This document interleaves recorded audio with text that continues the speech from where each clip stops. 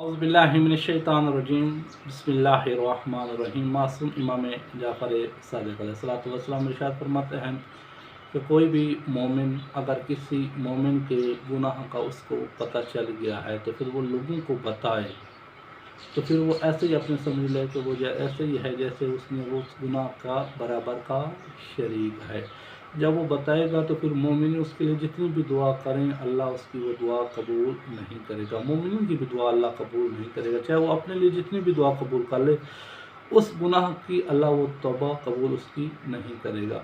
तो जिसने वो मासूम फरमाते हैं कि जिसने वो गुनाह किया था उसकी वो जो यही जो मोमिन ने दूसरे लोगों को बताया, तशरीह की है उसके गुनाह की, वो जो मोमिन जिसने वो गुनाह किया था अल्लाह उसको माफ़ कर देगा। और ये जो तशरीह कर रहा है, लोगों को बता रहा है, उसके नामा अमाल में अल्लाह ये गुनाह लिखवा देगा फरिश्तों से।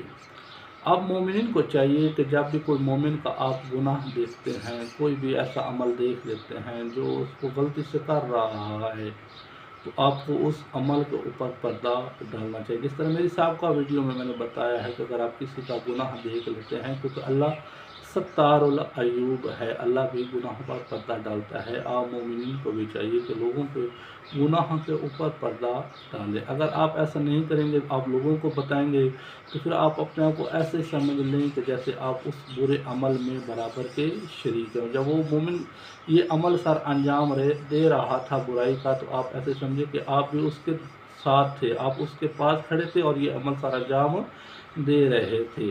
फिर आप जब इस अमल की तशरीह करेंगे लोगों के सामने, लोगों को बताएं कि इस मोमिन ने ये बुरा अमल सारा अंजाम दिया है, तो फिर अल्लाह तबारक व तआला मासूम फरमाते हैं कि जो उसने मोमिन ने, वो जो पहले वाला मोमिन था जिसने ये बुरा अमल सारा अंजाम दिया, आप लोगों को बता रहे हैं, अल्लाह उसको माफ़ कर देगा। और वो जो गुनाह की जो सज़ा होगी वो अल्लाह आपके नामा अमाल में लिखवा देगा फरिश्तों से।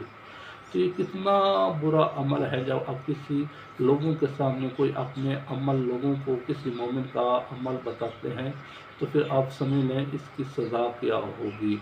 वो तो मोमिन बच जाएगा जिसका आप वो पर्दा चाक कर रहे हैं, जिसका आप गुनाह अया कर रहे हैं, वो बच जाएगा। लेकिन वो आपके नामा अमाल में फिर उसका भी गुनाह लिख दिया जाएगा, जो आपकी नेकियां हैं वो उसको मिल जाएंगी, वो तो जन्नत में चला जाएगा, आप फिर इस अमल की वजह से जहन्नम में चले जाएंगे। अल्लाह हम सब को इस अमल से बचने की तौफीक अता फरमाए। वस्सलामु अलैकुम वरहमतुल्लाहि वबरकातुहू।